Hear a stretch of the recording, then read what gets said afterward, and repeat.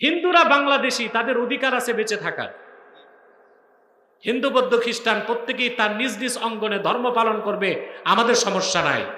কিন্তু মুসলিম যে কোনো শিরকি কাজে শুভেচ্ছা জানাতে পারে না, এটা শিরকি কাজ, জঘন্যতম নিকৃষ্ট কাজ। তার মুসলমানিত্ব থাকবে না, ইসলাম থেকে খারিজ হয়ে যাবে। কিছুটা ইসলাম, কিছুটা কুফরি, কিছুটা ঈমান, কিছুটা শিরকি, কিছুটা ইসলামের বিধান, আর পশ্চিমাদেরকে আর ভারতকে খুশি করতে মূর্তি পূজার সমর্থন, এটা মুসলমানের চরিত্র নয়, মুনাফিকের চরিত্র, গাদ্দারের চরিত্র, বেঈমানের চরিত্র।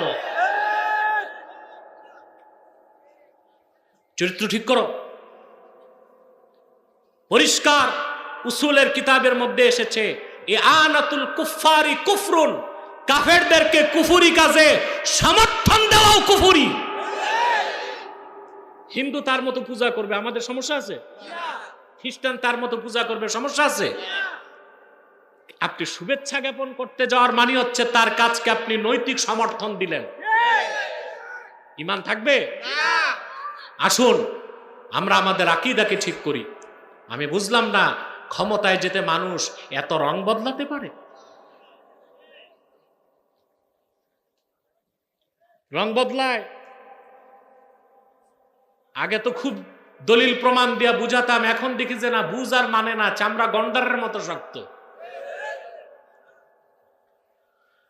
মুসলমান দুই রং ধরতে পারে না, একটা রং। কবি গালেব কাব্যের ভাষায় বলেন, দো রঙ্গি ছোড় দে এক রঙ্গ হো যা, সরাপা মোম বন ইয়া সঙ্গ হো যা। মুসলমান দুই রং ছাড়ো, একটা রং ধরো। হয় ইমানের রঙে রঙিন হয়ে মোমের মতো গলে খাঁটি মুসলমান হও, নতুবা পাথরের মতো শক্ত হয়ে কাফের হয়ে যাও।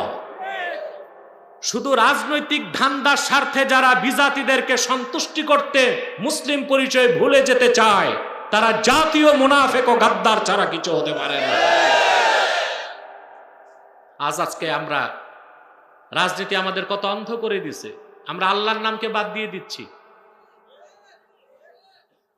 ঠিকটা তো হইল না ঠিক মতো।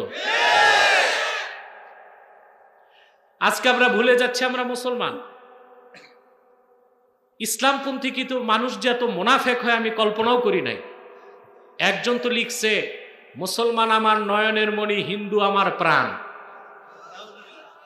বেটা, তোর হিন্দুদের জন্য ভালোবাসা লাগে, তোর মা বোন বিয়ে দে।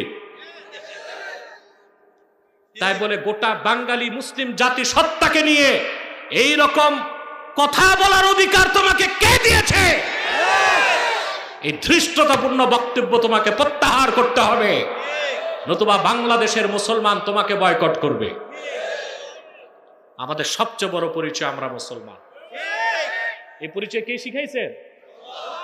আল্লাহ বলে দিচ্ছেন, আহলি কিতাব যদি এই কথা না মানে, ফাকুলু শাহাদু বিআন্না মুসলিমুন, উম্মতে মুহাম্মাদি তোমরা বলে দাও, তোমরা সাক্ষ্য থাকো আমরা মুসলমান।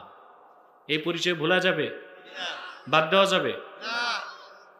এখন আসুন আমরা একটু ব্যাখ্যা শুনি।